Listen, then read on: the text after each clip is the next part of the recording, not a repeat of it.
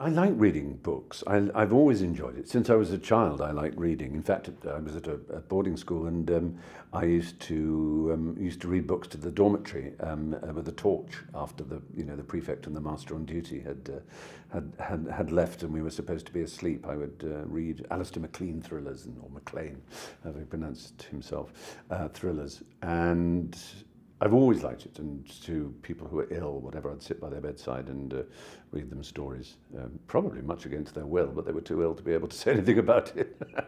No, I hope it was a pleasant thing to do. And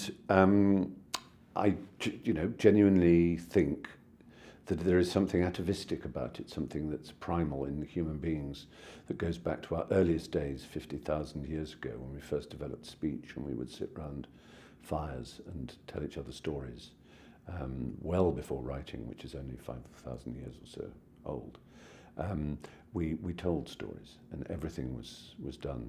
Language was developed through hearing it and speaking it, and stories of our past and projections into our future were told around the hearth, and there is something just magical about it, and I think, I've done all my books. Every book I've written, I've done as an audiobook, and it's been an important part for me. And I know that there are plenty of, well, they won't call them readers. I suppose one would call them listeners who only encounter my books through audio versions, and they would be furious if I didn't do that.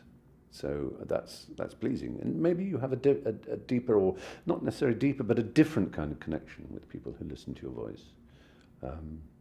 It'd be interesting. I don't suppose anybody has designed an experiment to get 100 people, 50 of whom listen and 50 of whom read, and then question them as to how much they've taken in of the book, because it would probably be very different. You could ask them to describe a scene.